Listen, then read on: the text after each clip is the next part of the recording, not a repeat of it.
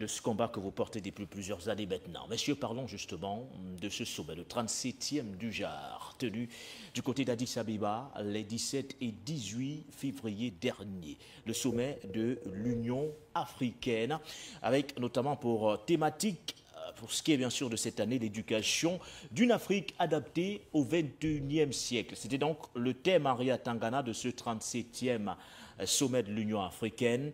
Un thème qui n'a jusqu'ici pas fait l'unanimité parce qu'ils sont nombreux, ces analystes, ces experts qui ont estimé qu'on devait beaucoup plus mettre en avant des questions sécuritaires, des questions de paix ou encore d'unité. Dans son discours d'ouverture, le président de la Commission de l'Union africaine, Moussa Faki Mahamat, a d'ailleurs marqué son inquiétude quant au contexte géopolitique global sur le continent africain, marqué notamment par de nombreuses crises, par de nombreux conflits, des crises sécuritaires, et il s'est posé une question: l'Union africaine peut-elle réellement survivre face notamment à tous ces enjeux? La question ce soir, je vous la pose d'entrée, Henri Atangana. Je suis tout à fait d'accord, parce qu'il n'y a pas de développement sans la paix. C'est-à-dire, c'est vraiment ce qui est fondamental. La paix, et d'ailleurs, je fais partie de ceux qui pensent que dans le cadre du Cameroun, là je parle un peu de politique intérieure du Cameroun, je suis plus favorable pour des transitions dans la paix, sans effusion de sang, que dans la violence. Parce que ça n'arrange jamais rien. Moi, je fais partie, j'en discutais avec un ami hier, de ceux qui ont connu les émeutes d'avril 1984. Oui. Je me souviens, j'étais gamin, je venais de l'enterrement de mon père. Peut-être vous n'étiez pas né. Moi, j'étais à Yaoundé. Parce que quand on parle d'avril 84, il faut bien comprendre ceux qui étaient à Yaoundé, donc qui vivaient les événements, et ceux qui étaient au Cameroun, qui entendaient à la radio. Je me souviens, pour rendre mon propos contextuel, je revenais de l'enterrement et j'étais chez mon oncle au lac. Et là, ma tante vient me réveiller la nuit et qui me dit: tu n'entends pas? Tu n'entends pas? Un gamin, je dis: mais j'entends quoi? Mais tu n'entends pas? Quelques minutes après, j'entendais les coups de canon et on était en train de bombarder la maison de Semengue. Et le matin, je devais aller à la boulangerie à Copol acheter le pain. Je suis tombé sur un bataillon de militaires. Vous savez, quand vous avez 10 personnes en face de vous qui braquent, ils sont dans les Sissongo, vous ne voyez pas. Et puis dès que vous approchez, vous voyez les gens se lever et 10 canons se pointer vers vous. Je vous assure, si vous n'avez pas connu ça, vous ne savez pas de quoi je parle. Et tenir la paix. Et on doit créer nous-mêmes nos institutions dans le but d'entretenir la paix. On se donne des buts. Parce que l'unité africaine, qui était l'organisation de l'unité africaine, qui n'a changé de nom d'ailleurs que pour changer de personnalité morale, de personnalité juridique. Qu'est-ce qu'elle a apporté? C'est quoi son bilan? On doit aller dans des institutions du type AES, institutions dans lesquelles on se donne des buts et des objectifs. Et le premier objectif qui est nécessaire à toute forme de développement est la paix. Voilà. C'est mon premier jet d'entrée et je suis parfaitement d'accord avec ceux qui pensent que ça devrait être l'objectif de cette assemblée. Mais non, est-ce qu'on peut avoir ces objectifs avec cette institution qui a été créée par les colons? Je vous rappelle, au début, c'était les Français qui payaient les salaires des fonctionnaires internationaux de l'unité africaine, de l'organisation de l'unité africaine qui est devenue, après ça change de nom, mais le fond est toujours le même. C'était les Français. Parfois, les pays membres ne cotisaient pas. D'ailleurs, ils ne pouvaient pas cotiser. Alors, c'est eux qui avaient créé les institutions, c'est eux qui avaient créé les statuts, on l'oublie souvent. D'ailleurs, quand on parle des statuts de ces institutions, ça me fait rire, parce que très souvent même, ils créaient nos constitutions. Ils écrivaient nos constitutions. Vous croyez qu'ils ont écrit ces statuts pour nos avantages? Non. Je crois qu'il faut aller d'une feuille blanche, créer de nouvelles institutions dans lesquelles on se donne des objectifs. D'abord, l'objectif de la paix. Ensuite, l'objectif des investissements. Parce que s'il n'y a pas d'investissement, qu'est-ce qui va se passer? C'est que les gens n'auront pas d'emploi. Et comme ils n'ont pas d'emploi, ils ont tendance à aller traverser, prendre la mer pour aller se chercher ailleurs. Et ça rend notre continent exsangue. Une Afrique sans les Africains. Et quand il y a des Africains, on se retrouve qu'avec quelques petits malheureux qui attendent qu'on leur envoie, qu'on leur fasse des virements des Western Union pour survivre. À ce moment, eux-mêmes ne font plus aucun effort. Et on risque d'aller de plus en plus vers ce genre d'affaires. Donc, il faut vraiment changer les institutions et qu'on se donne nous-mêmes des objectifs et un sens à ces institutions. Et le premier objectif doit être la paix. Si le mot démocratie doit servir à quelque chose, la démocratie doit servir à la recherche de la stabilité. C'est d'ailleurs pour ça qu'on l'a créée. On a créé la démocratie, ceux qui en parlent souvent, la démocratie, dans son instanciation, dans sa mise en œuvre, c'est après la Révolution française. Comme je dis souvent, la démocratie n'est pas la vertu. La démocratie est le système qu'on a implémenté en Europe après les monarchies. La démocratie est par définition, la République en tout cas, et la démocratie vont de pair et sont par définition le rejet de la monarchie. Même si... Effectivement, on peut donner l'impression que telle thématique, en fonction du temps et du moment, est plus importante que telle autre. Mais quand on regarde de manière analytique, n'est-ce pas, même le fond de cette thématique, on a l'impression qu'on parle de la même chose. Parce que cet élément imbriqué, l'un ne peut pas se faire sans l'autre.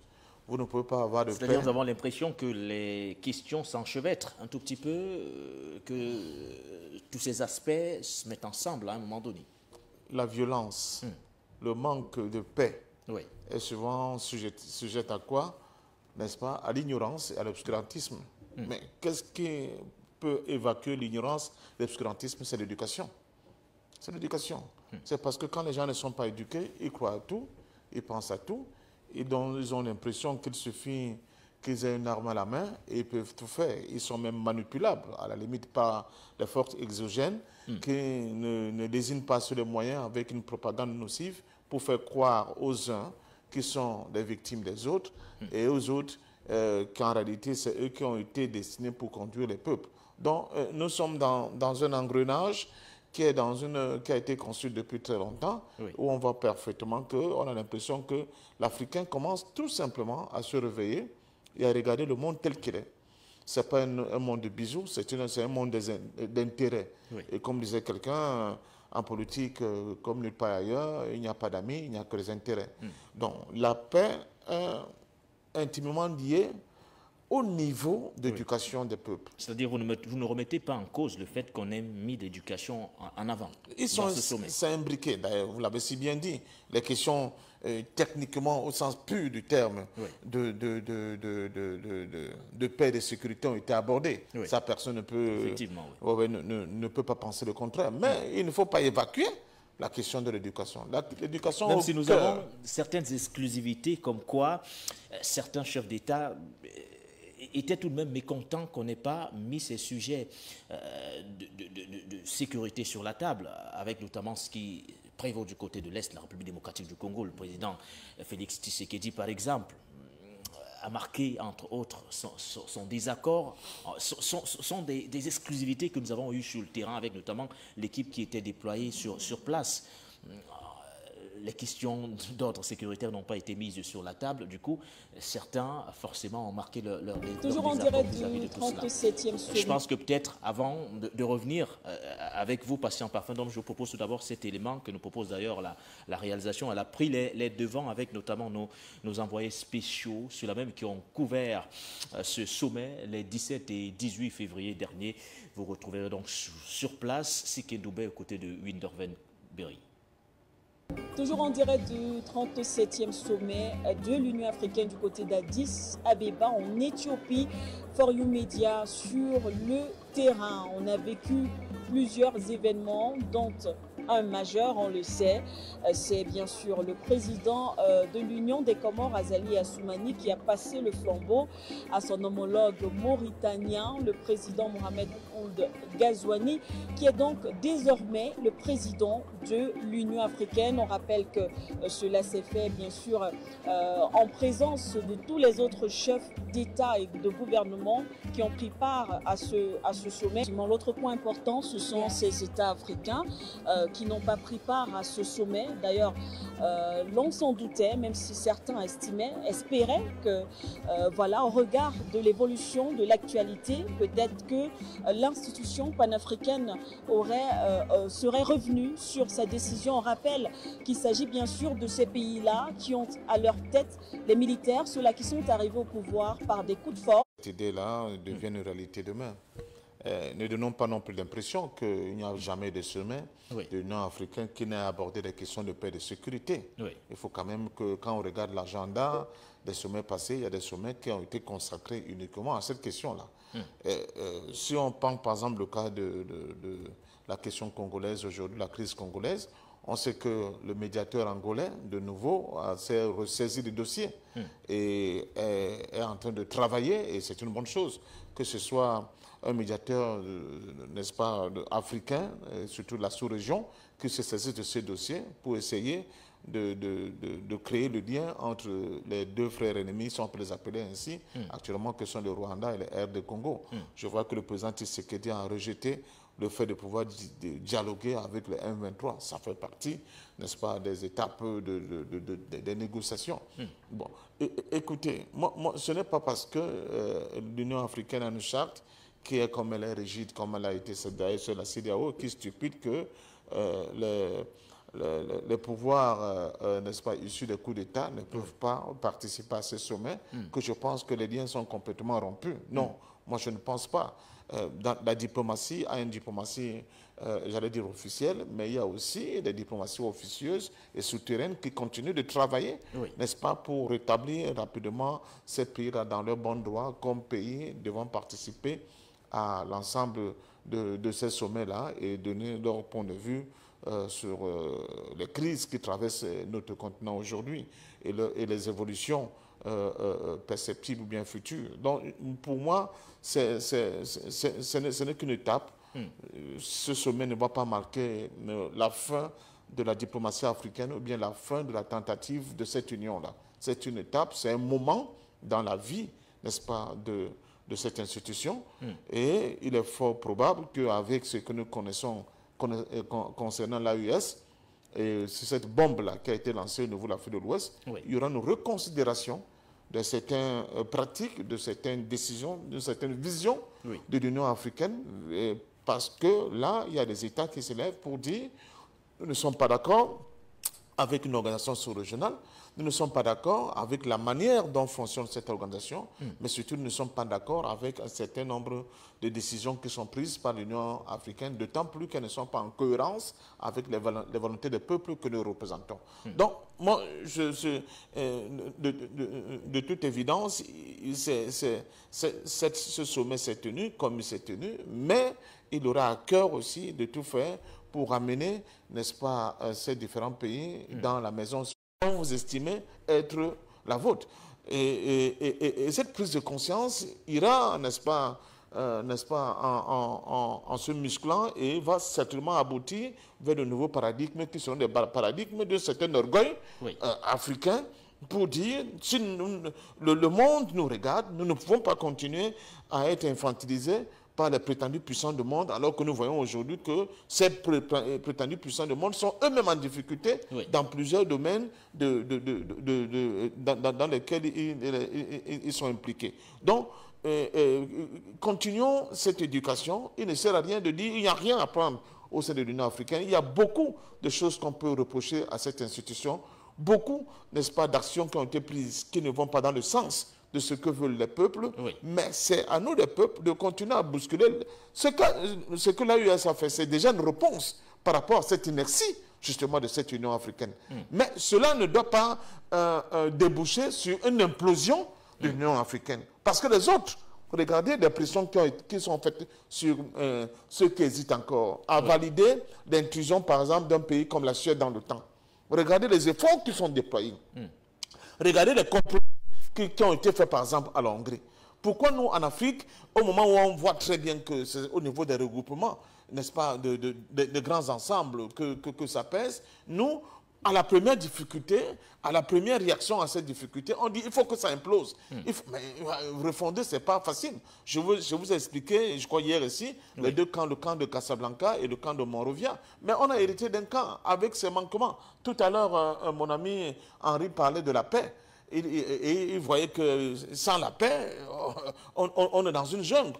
Mais il faut, on peut aussi le toquer en disant que mais la paix a aussi un prix. C'est le prix quand même pour avoir la paix d'avoir un État qui est respectueux, n'est-ce pas, de l'équité, au moins dans un pays. Quand vous avez un État où, parce que les gens, les copains et les copains qui sont à la tête d'un État se foutent pas mal, n'est-ce pas, des conditions de vie de leurs concitoyens, et qu'il y a des inégalités énormes, qu'il y a quelques happy few qui vivent une vie de cocagne, alors que le reste de la population est complètement abandonnée à elle-même, elle est au bord de la route, comme on dit. Alors là, vous ne pouvez pas exclure qu'il y ait des situations incontrôlées, d'explosion sociale qui puissent produire des situations de guerre. Et la seule chose, justement, et c'est là où vous voyez que l'éducation est importante, qui peut, n'est-ce pas, ces contre-feux-là, c'est quoi? C'est l'éducation. Parce que l'éducation est là deux considérants majeurs, qui sont d'ailleurs subjectifs. C'est un, l'ignorance, et deux, l'obscurantisme. L'obscurantisme, les gens commencent, mais les gens croient à tout. Le tribalisme, c'est quoi? Oui, le tribalisme, c'est quoi? C'est l'obscurantisme. Le régionalisme, c'est quoi? C'est l'obscurantisme. Tout les concussions qu'on voit là au niveau de nos administrations, au niveau de nos gouvernements, tous ces passe-droits là, c'est quoi? C'est l'ignorance. Parce qu'ils oublient une chose. Quand il n'y a pas d'électricité, par exemple, peut-être vous êtes dans une situation cossue, vous avez votre groupe électrogène, etc. Vous n'êtes pas frappé. Mais votre frère qui est au quartier, il est durement frappé. Dans tous les sens. Ça frappe aussi les enfants qui ne peuvent plus répéter leurs leçons correctement le soir. Et ça crée quoi? Ça crée un pays qui tire vers le bas au lieu d'être. Ça veut dire qu'il faut se montrer réaliste à un moment donné, patient parfum d'homme? Au-delà du réalisme, il faut qu'on ait des gens qui soient des véritables patriotes à la tête de nos États. Mais il ne faut justement pas oublier le sens du pragmatisme qui voudrait que, malgré les difficultés, il faut d'abord continuer de croire, il faut travailler dur, il faut continuer d'aller de l'avant, mais il ne faut pas tout faire imploser, parce qu'en faisant tout imploser, on fait le jeu de nos ennemis. Deuxièmement, on ne sait pas si nous serons encore capables de reconstruire même le niveau, malgré les insuffisances de ce qu'on avait hier. Merci à vous, doyen. Alors, Henri Tangana, est-ce que vous partagez cet optimisme, ce pragmatisme de patient parfum d'homme sur ce plateau? Deuxième volet de ma question. En dépit de toutes ces insuffisances, de toutes ces critiques qui sont relevées vis-à-vis justement de cette institution, est-ce que l'union de l'Afrique est-elle possible avec cette Union africaine? Oui, justement, j'ai entendu mon frère Parfendum parler et j'avais quelques petites réserves. D'abord, je crois qu'il faut bien définir ce qu'on appelle la sécurité. Il y a deux types de sécurité. Il y a la première sécurité qu'on appelle la sécurité extérieure d'un pays et la sécurité intérieure d'un pays. Dans les organisations de type international, on parle plutôt de sécurité extérieure du pays. Je vais m'expliquer. Comment est née l'ONU? L'ONU est née de la SDN, la Société des Nations. Et pourquoi on va créer la SDN? C'est parce qu'on en a ras-le-bol des guerres entre États en Europe. On l'oublie. Mais la SDN va avoir le défaut d'ailleurs. On se souvient que les États-Unis n'avaient pas signé le traité de Versailles. Donc la SDN, parce qu'elle ne comportait pas les États-Unis, elle était quasi morte-née. Il faut comprendre ça. Donc on crée l'ONU, l'Organisation des Nations Unies. Quel est le but de l'ONU? Le but de l'ONU est de veiller à la sécurité entre pays. C'est le B à bas, c'est la base de l'ONU. Veiller à la sécurité entre les pays. Parce que vous comprenez très bien que parce qu'avant, il faut bien comprendre, les gens ne comprennent pas, les jeunes ne comprennent pas, ceux qui ne sont pas penchés dans les histoires ne comprennent pas. Et très souvent, quand je discute avec les historiens, ou bien quand les politiciens parlent, les géopoliticiens, on se rend compte qu'ils sont pas rendus compte que le but unique de l'ONU est de résoudre les conflits entre États autrement que par la guerre. Donc, on parle là de sécurité. C'est son but ultime. Très bien. Quand on a fini de dire ça, je vais aussi parler un peu de sécurité intérieure. La sécurité intérieure, c'est encore autre chose. La sécurité intérieure, c'est les troubles qui sont causés, comme Parfait disait, par les déséquilibres sociaux. L'un des plus caractéristiques est, comme je disais, la Révolution française. C'est cette Révolution française, au départ des troubles à l'intérieur, qui vont créer ce qu'on va appeler la démocratie, c'est-à-dire le peuple souverain. Pour rappel, dans une monarchie, c'est Dieu qui est souverain. Et le roi est l'envoyé de Dieu. Il faut bien comprendre ça, vraiment le fondament de la démocratie. Et dans la démocratie, ce n'est pas une vertu, mais c'est le peuple qui devient souverain, parce qu'il fallait bien remplacer. Et ça naît de quoi? Ça naît des troubles intérieurs. Et les troubles intérieurs naissent, comme Parfait disait, des déséquilibres sociaux qui créent des tensions. Et ça crée des tensions, lesquelles? On en arrive alors à les tensions de type tribalisme. Et comme je voulais lui dire, dans le tribalisme, il y a l'obscurantisme, mais il y a aussi les politiciens qui manipulent le tribalisme intellectuel, qui en font des outils de conquête de pouvoir.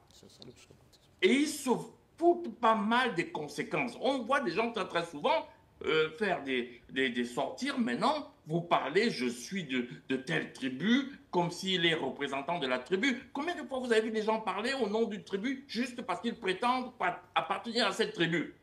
Ils ne sont ni élus, ni mandataires de quelque mandat que ce soit, mais ils prennent la position au nom de l'ethnie. Ah ben je suis du Djaïlobo, je suis ci, je suis là. Mais qui t'a mandaté? Et la personne commence à déverser tout et n'importe quoi. Et en se prétendant en même temps intellectuel. Là, on ne parle pas de l'obscurantisme.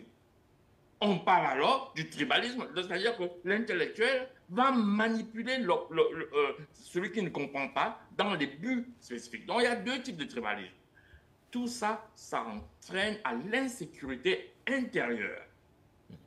La sécurité à l'extérieur, elle est parfois... Il y a aussi une sécurité intérieure qui est...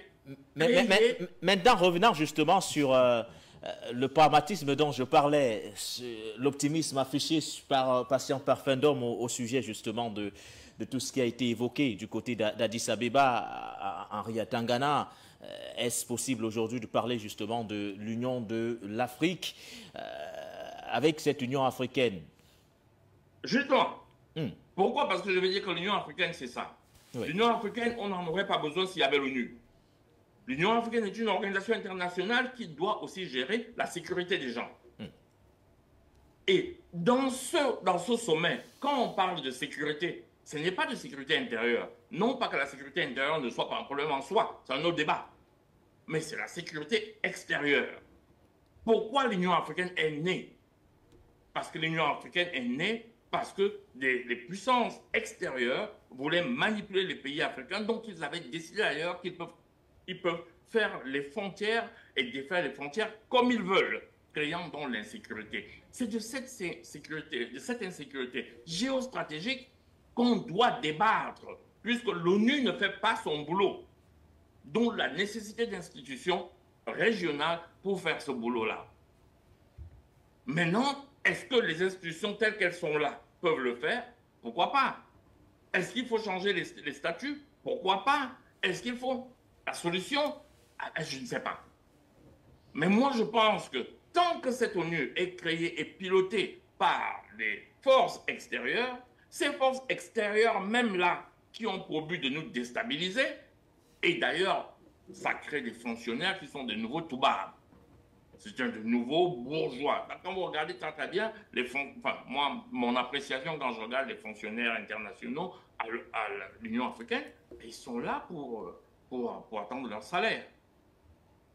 J'aimerais bien qu'on me dise quel est le bilan, à part aborder certains sujets. Moi, je ne vois pas. Je ne vois vraiment pas le bilan de cette organisation africaine. Et très souvent, quand les problèmes finissent par être résolus, c'est quand on les porte à l'ONU. Vous voulez un exemple? Bakassi au Cameroun. Voilà, merci à vous. On va sortir de ce sujet patient parfait d'homme. En l'état actuel des choses, est-ce qu'on peut véritablement parler de l'Union de l'Afrique avec cette institution? Est-ce qu'on peut éventuellement l'envisager? Ou alors, si on ne peut pas l'envisager, que faire? Quand vous dites est-ce qu'on peut l'envisager, mais écoutez, des êtres humains, ils sont faits pour améliorer leurs conditions.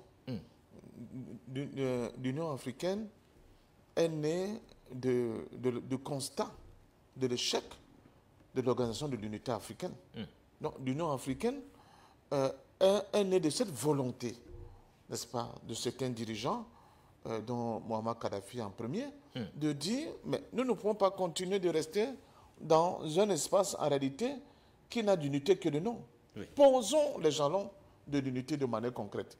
Là, je vois que le président Tinubu a accepté d'héberger l'une des institutions qui a été créée à cet effet par le colonel Kadhafi à l'époque. Je crois que Yaoundé a aussi ratifié ou bien accepté, n'est-ce pas, qu'elle puisse abriter le Fonds monétaire africain, quelque chose comme ça. Ça veut dire que malgré les balbutiements, malgré les difficultés, malgré les retards, malgré même le fait que certains de nos dirigeants sont encore des hommes liges de l'Occident, oui, il y a une volonté, il y a une nécessité, il y a comme l'idée, une réalité qui va s'imposer à tout le monde. L'Afrique ne peut pas continuer de rester dans la réalité d'aujourd'hui. L'Afrique a appelé à évoluer. Et il faut qu'on encourage l'ensemble des décideurs. Malheureusement, on n'a pas de temps, mais c'est un débat qui est très important, oui, à aller dans le sens de cette évolution-là. Pourquoi? Parce qu'effectivement, il n'y aura pas de paix s'il n'y a pas cette union. Il n'y aura pas de sécurité s'il n'y a pas cette union. Il n'y aura pas de développement conséquent s'il n'y a pas cette union. Donc, nous devons plutôt... Avec ou sans l'Union africaine? Mais quand on parle de l'Union africaine n'est qu'une étape, oui, vers l'union politique du continent. Ce n'est qu'une étape. Cette organisation ne constitue que, bon, l'un des éléments, n'est-ce pas, dans cette marche en avant, oui, vers l'unité politique de notre continent. Donc, il faut travailler avec le matériau qu'on a aujourd'hui. Le matériau qu'on a aujourd'hui, le voilà. Il a ses plus, il a ses moins. Oui. Il faut tout simplement hâter le mouvement. Il faut capitaliser sur les plus. Premièrement, oui, les plus, et hâter le mouvement pour que très rapidement, nous évoluions vers un autre niveau, n'est-ce pas, de cette évolution quasi naturelle, n'est-ce pas, et normale de notre histoire. Il faut le comprendre. On sort quand même de très loin. C'est-à-dire que tant qu'on ne va pas, on va continuer à négliger l'histoire de l'Afrique, on ne va pas comprendre que même là où nous sommes aujourd'hui, malgré tout ce que nous déplorons, c'est quand même une avancée. Donc, à nous de travailler encore davantage pour que cette avancée-là passe encore à un autre niveau, de telle manière que tout ce que Henri décrivait là tout à l'heure, par exemple, que des puissances occidentales continuent d'influencer, n'est-ce pas, les décisions et les marches et les initiatives africaines. Il faut qu'on en arrive rapidement à évacuer cela. Au niveau de l'Asie, ils ont l'ASEAN. Vous voyez comment même là-bas il y a des bagarres. Oui. Mais il ne viendra jamais à l'idée d'un pays membre de l'ASEAN de laisser qu'un pays de l'Union africaine, par exemple, aille influencer la prise de leurs décisions. Pourquoi c'est en Afrique que cela continue? Tout simplement parce que l'Afrique, je continue de le dire, a été encore pendant très longtemps le ventre mou de la géopolitique mondiale. Et il ne faut pas faire semblant comme on ne le voit pas. C'est en Afrique qu'on peut imposer, n'est-ce pas, la scission d'un pays, comme c'est le cas au Soudan. C'est en Afrique qu'on peut voir qu'il y a des crises comme au Congo qui ne soient pas résolues. Oui. C'est en Afrique qu'on peut continuer de voir le fait que le Sahel serve de base logistique pour la déstabilisation de tout un continent par l'extérieur et que cela ne soit pas visible. Donc je crois que nous devons travailler pour essayer de gommer les aspérités de deux contradictions. La première contradiction, je suis obligé de le dire, c'est l'influence des puissances occidentales impérialistes sur le continent africain. Et ça, le combat, il est en train d'avancer. Et la deuxième contradiction aussi, il faut le dire, et c'est là où l'éducation est très importante, c'est que nous avons aussi en interne, à la tête de nos États, des dirigeants qui ne s'occupent pas assez de leur peuple, qui ne s'occupent pas assez de leur peuple, qui sont dans leur propre pays comme en villégiature, j'allais dire, comme si c'était des touristes, comme un terrain conquis, qui passent le temps à piller de manière ostentatoire les caisses de l'État, qui passent le temps, n'est-ce pas, à se vautrer dans une luxure hors norme, alors que les questions d'urgence, n'est-ce pas, basiques pour le peuple sont là et ne sont pas résolues. Il faut justement qu'à ces deux niveaux de cette contradiction, que des efforts soient faits pour que très rapidement, cette union, à la fois sur le plan local, donc endogène, et sur le plan global, donc j'allais dire sur le plan continental, qu'il y ait des fusions de ces efforts pour que très rapidement, nous puissions arriver, à la création d'une véritable organisation, enfin, qui va s'occuper réellement des questions de l'Afrique. Et je crois que nous sommes dans cette direction-là. Et que, deuxièmement, que ces questions de l'Afrique soient d'abord de l'ordre de la sécurité pour les Africains, de l'ordre de l'éducation.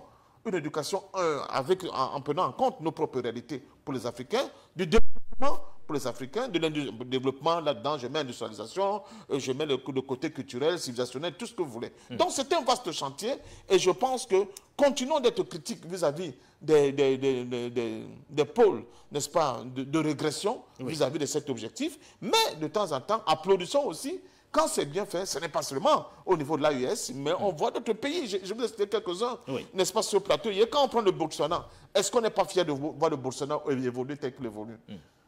Quand on prend même l'Éthiopie, malgré la guerre qu'on lui a encore imposée dernièrement avec les Oromo, est-ce qu'on n'est pas fier de voir ce que l'Éthiopie fait comme avancée aujourd'hui? Donc il y a des pôles comme ça qui font la fierté de notre continent et sur lesquels il ne faut pas cracher parce que, en dernier ressort, c'est l'agrégation de l'ensemble de ces efforts-là qui vont produire justement le rêve que la plupart des Africains entretiennent aujourd'hui. Et ça, nous avons encore du pain sur la planche. Voilà, merci à vos patients parfums d'or, mais on l'a compris.